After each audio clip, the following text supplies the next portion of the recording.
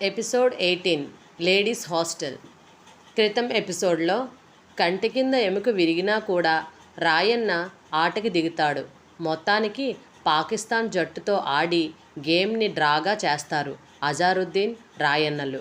బయటకు వచ్చిన రాయన్నని పత్రికా విలేకరులు, అభిమానులు చుట్టుముట్టి చూస్తూ ఉండగా రాయన్న మనసులో, నేను మీకు క్రికెటర్గా ఎప్పుడూ మీ మనసులో నిలిచిపోవాలని కన్నీటి పొరల మధ్య మసగ్గా కనబడుతున్న అభిమానులకు నిశ్శబ్ద నివేదనలు అందించుకుంటూ లోపలికెళ్ళిపోబోతుండగా పత్రికా విలేకరులు అపురూపలక్ష్మి హత్య గురించి అడుగుతారు. దానికి దీనికి సంబంధం లేదు, అది కోర్టుకే వదిలేయండని చెప్పి రాయన్న వెళ్ళిపోతాడు. కిరణ్మయి లేడీస్ హాస్టల్లో జాయిన్ అవుతుంది. తను ఎంఫిల్ చేయడానికి వచ్చిందని ఇందుమతి తన రూమ్మేట్ అయిన వినీలకి పరిచయం చేస్తుంది. దానికి వినీల నవ్వుతూ, మీకు మా హాస్టల్లో బోలెడు మేత అనగా కిరణ్మయి నవ్వుతుంది. మీ మాటల్ని బట్టి చూస్తుంటే ఈ హాస్టల్లో చాలా వింత క్యారెక్టర్లు ఉన్నట్లున్నాయి.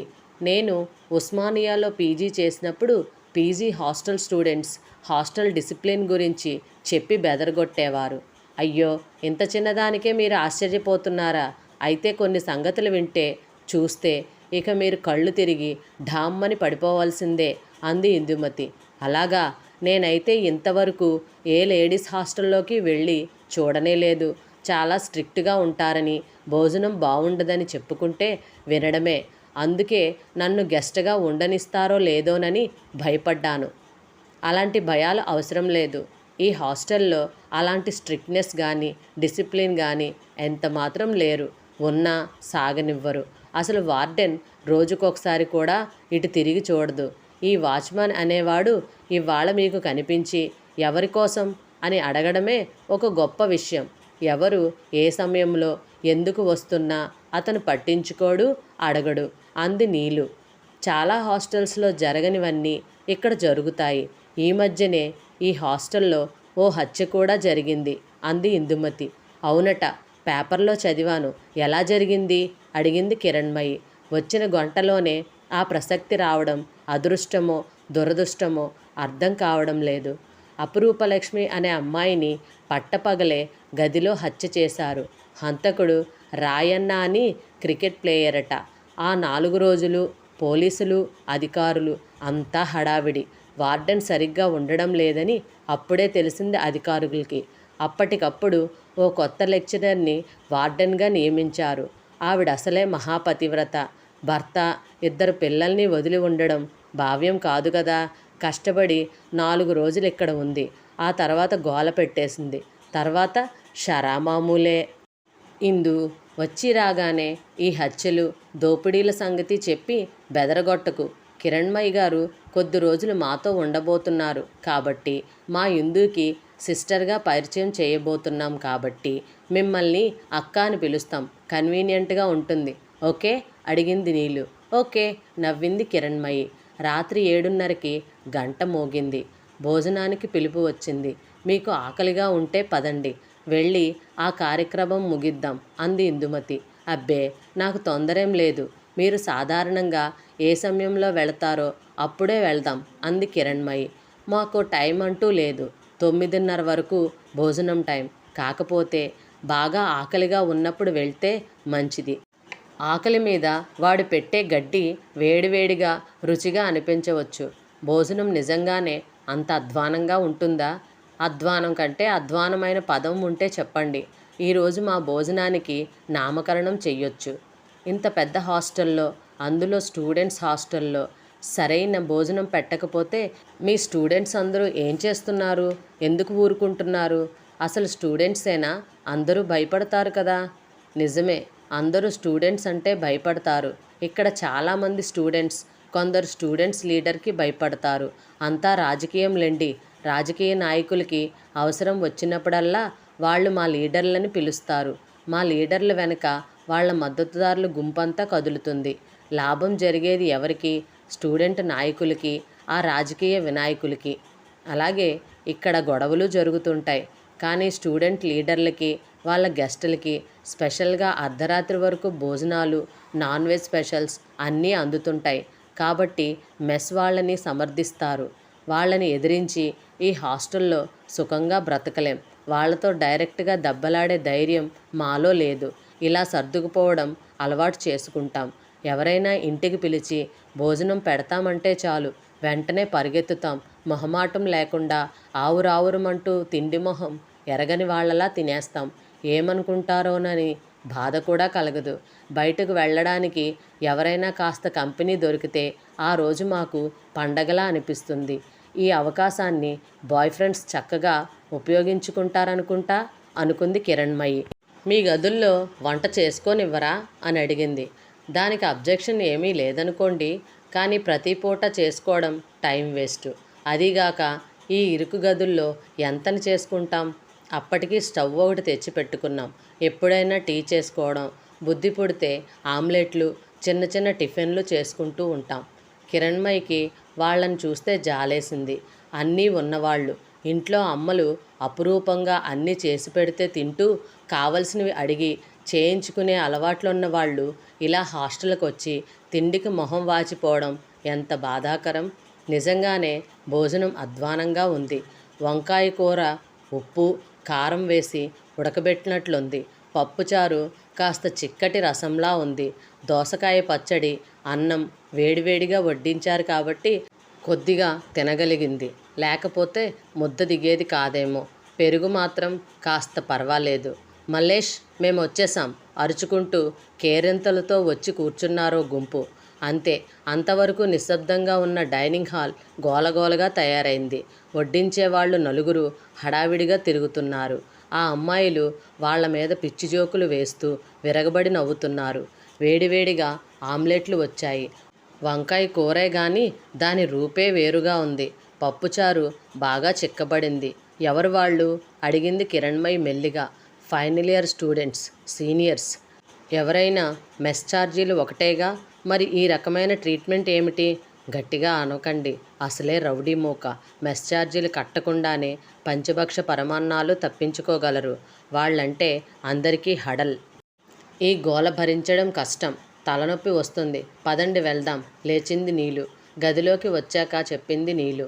స్టూడెంట్స్ తరపున మెస్ కోఆర్డినేటర్స్ వాళ్ళు. ఏ పూటకు ఆ పూట ఏం వండాలి అన్నది నిర్ణయించేది వాళ్లే. భోజనం బాగా లేకపోతే వార్డెన్కి, హాస్టల్ ఇన్ఛార్జికి వాళ్లే వెళ్ళి కంప్లైంట్ ఇవ్వాలి.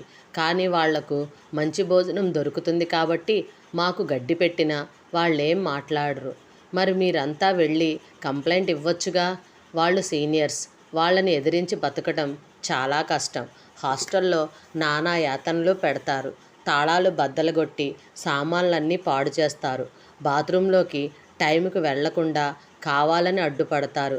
ఒకసారి ఎవరో ఎదిరిస్తే మర్నాడు వాళ్ళ బట్టలన్నీ ముక్కలు ముక్కలుగా చేసి పెట్టారు. అందరూ భయపడతారు అందుకే. అయితే వీళ్ళేలన్నమాట లీడర్లు అంది కిరణ్మయి. కాదు, వీళ్ళు కేవలం లీడర్లకి మద్దతుదారులు. అసలు లీడర్లు ఇద్దరు. ఇద్దరికీ గ్యాంగ్లున్నాయి. రమణి అని ఫైనల్ ఇయర్ స్టూడెంట్ ఉంది. ఆమె వెనక ఓ 50 మంది వరకు ఉన్నారు. వనజాక్షి అని మరో లీడరు. ఇప్పుడు మనం చూసిన గుంపు ఆయమ్మాయి తరపుదే. తరువాతి ఛాన్స్ రమణి గుంపుకి వస్తుందన్నమాట. వంతుల వారీగా అధికారం పంచిపెడుతూ రాజభోగాలు అనుభవిస్తారు వాళ్ళు. వాళ్ళ మోచేతి నీళ్లు తాగే ఇలాంటి వాళ్లకు ఎలాంటి ఇబ్బంది ఉండదు. కిరణ్మయి ఆలోచనలో పడింది. ఒక లేడీస్ హాస్టల్లో ఎంతటి రాజకీయమా? వార్డెన్ అజమాయిషీ కూడా లేని హాస్టల్స్లో స్త్రీలకు రక్షణ ఎలా ఉంటుంది? ఇందుమతి, వినీల కలిసి 2 మంచాలు ఒక దగ్గరికి చేరుస్తున్నారు. ఎందుకు? గెస్ట్ కోసం ఎక్స్ట్రా మంచం ఇవ్వరా అడిగింది కిరణ్మయి. మంచం కాకపోయినా పరుపైనా ఇవ్వాలి. కానీ ఉంటేగా ఇవ్వడానికి. అన్నీ ఎప్పుడూ ఈ గ్రూప్ లీడర్ల ఆధీనంలో ఉంటాయి. వాళ్ళకెప్పుడూ గెస్టులుంటారు. అతిథులు బంధువులు వస్తే మిగతా అందరూ ఏం చేస్తారు? సాధారణంగా తమలో తాము సర్దుకుంటారు. గెస్ట్ వస్తే రూమ్మేట్ పక్క వాళ్ళ గదిలో సర్దుకుంటుంది. కానీ మా ఇద్దరికీ వేరే వాళ్ళ గదుల్లో పడుకోవడం ఇష్టం ఉండదు. పరుపు కావాలని వెళ్ళి అడగడం కూడా మాకిష్టం ఉండదు. పిచ్చివాగుడంతా వాగుతారు. ఇలా 2 మంచాలు కలిపితే ముగ్గురం ఈ జాగా సర్దుకోవచ్చు అంది నీలు. వాళ్ళిద్దరూ చదువులో పడగానే కిరణ్మయి పుస్తకం పట్టుకుని మంచం మీద ఒరిగింది. ధ్యాస మాత్రం మరెక్కడో ఉంది. హాస్టల్ జీవితంలో ఒకరోజు గడిచింది. కొంత సమాచారం దొరికింది. కాస్త శ్రమ పడితే చాలా విషయాలు తెలిసేలా ఉన్నాయి. త్వరగా పని పూర్తి చేసుకొని వెళ్ళిపోవాలని ఆతృతగా ఉంది. కానీ ఆమెకు వెంకటరత్నం మాటలు గుర్తొచ్చాయి. తొందరపాటు వల్ల ఇరుకులో పడతారు. మరీ ఉత్సాహం చూపిస్తూ హాస్టల్ విషయాల్లో తలదూర్చకండి. ఇలాంటి విషయాల్లో నిదానం చాలా అవసరం. సరైన ఫలితాలను ఇస్తుంది. మీరెవరో ఎందుకొచ్చారోననే ఆసక్తి అందరిలో తగ్గిపోయాక అప్పుడు విషయసేకరణ మొదలు పెట్టాలి అన్నారు. నిజమే, తను తొందరపడితే అపురూపలక్ష్మి హత్యకు సంబంధించి తను వచ్చానని తెలిస్తే ఈ అమ్మాయిలు కూడా తనతో సహకరించరు. రాయన్న బాంబేలోనే ఉన్నాడు. టీమ్ సెలెక్షన్ అయ్యే వరకు అక్కడే ఉంటాడు. పూర్తిగా ప్రాక్టీస్లో మునిగిపోయాడని చెప్పాడు స్నేహితుడు. అదే తనకు కావలసింది. ఆలోచనల్లోంచి నిద్రలోకి జారిపోయింది కిరణ్మయి. కొత్త ప్రదేశమైనా చాలా రోజుల తర్వాత బాగా నిద్ర పట్టింది ఆమెకు. విజయ్ కుమార్ ఇంట్లో. విజయ్ కుమార్ బాగానే ఆడాడు. కానీ అతడి ఆటకి మ్యాచ్లో గుర్తింపు రాలేదు. రాయన్న విజయం మానసికంగా అతడి మీద దెబ్బతీసింది కూడా. క్రికెట్ కంట్రోల్ బోర్డు సమావేశంలో రాఘవరెడ్డి చివరిసారిగా విజయ్ కుమార్ సెలక్షన్స్కి తీవ్రంగా ప్రయత్నిస్తున్నాడు. తన ప్రయత్నం ఫలిస్తుందన్న నమ్మకం అతడికి లేదు. కానీ భవిష్యత్తులో రాయన్న హంతకుడిగా నిరూపించబడితే తన ఈ ప్రయత్నాన్ని ముందు ముందు క్రికెట్ కంట్రోల్ బోర్డులో పలుకుబడిగా ఉపయోగించుకోవచ్చునని అతడి ఆలోచన. తన అభిప్రాయం ముందుగానే పేపర్ వాళ్లకు తెలియజేస్తే తన మీద మంచి రిపోర్ట్ తయారు చేయించుకోవచ్చు. రాఘవరెడ్డి లాంటి వాళ్ళు వర్తమానంతో పాటు భవిష్యత్తు గురించి కూడా ఆలోచిస్తూ ఉంటారు. లేడీస్ హాస్టల్లో కిరణ్మయికి త్వరగా మెలకువ వచ్చింది. వినీల, ఇందుమతి ఇంకా లేవలేదు. ఆరవుతున్న చలికాలం కాబట్టి పూర్తిగా తెల్లవారలేదు. కిరణ్మయి చప్పుడు చేయకుండా లేచి తలుపు దగ్గరగా వేసి బయటకు నడిచింది. కొన్ని గదుల ముందు ఎండిపోయిన అంట్లు, ఉల్లిపాయ తొక్కలు, కూరల అవశేషాలు పడున్నాయి. ఎక్కడా ఎవరూ లేచినట్లు లేదు. ఆమె బాత్రూంకెళ్ళి ముఖం కడుక్కొని వచ్చి గదిలోంచి ట్రాన్సిస్టర్ తీసుకుని వెనక తోటలోకి నడిచింది. శుభ్రం చేసే దిక్కులేక తోట అస్తవ్యస్తంగా ఉంది. కాస్త అదుపులో పెడితే మెత్తటి తివాచీలా పెరగాల్సిన గడ్డి ఎగుడు దిగుడుగా పెరిగి కాళ్ళకు అడ్డం పడుతుంది. మొక్కలకు సరైన సంరక్షణ లేక దీనంగా చూస్తున్నట్లు అనిపించింది. అప్పుడప్పుడు ఆకాశం మీద నుంచి ఒక్కో వర్షపు చినుకు పడుతుంది. ఎలా ఉన్నా ఆ పచ్చదనంలోని అందం, గడ్డి పువ్వులోని జీవం మనిషి మనసుని ఆహ్లాదపరిచే వస్తువులే. శనివారం కాబోలు ట్రాన్సిస్టర్లోంచి మంద్రస్వరంలో సుబ్బలక్ష్మి సుప్రభాతం వినిపిస్తోంది. కిరణ్మయి ప్రకృతిలో, గానంలో మునిగిపోయి తన ఆలోచనలు కూడా మర్చిపోయింది. 7 గంటలకు హాస్టల్లో కొద్ది కొద్దిగా కలకలం మొదలైంది. అంతలో వార్తలు ప్రారంభం అయ్యాయి. వార్తల్లో ముఖ్యాంశాలు: అస్సాంలో బోడో సమస్య, 7గురి మృతి. కాశ్మీర్లో టెర్రరిస్టుల చేతిలో 10 మంది మృతి. ఒరిస్సాలో బస్సు ప్రమాదంలో 4 మరణం. తెల్లవారగానే అన్నీ దుర్వార్తలే. కిరణ్మయి విసుగ్గా ట్రాన్సిస్టర్ కట్టేయబోయింది. త్వరలో పాకిస్తాన్ జట్టుతో ఆడబోయే టెస్ట్ సిరీస్కి భారత్ టీం జాబితా వెలువడింది అన్న వార్తతో వాల్యూమ్ పెంచింది. ముఖ్యాంశాలు అయ్యాక మామూలు వార్తలు ప్రసారం అయ్యాయి. ఆమె టెన్షన్కి పరీక్ష పెట్టినట్టు 8 నిమిషాల పాటు దేశ విదేశాల్లోని మారణహోమాల గురించి విని భరించిన తర్వాత వచ్చిందా వార్త. పాక్ జట్టుతో ఆడబోయే భారత క్రికెట్ టీం జట్టు ఎంపిక పూర్తయింది. ఆటగాళ్ల పేర్లు. కిరణ్మయి ఊపిరి బిగబట్టింది. ఒక వర్షపు చినుకు ఆమె తల మీద పాపిడి మధ్యగా పడింది.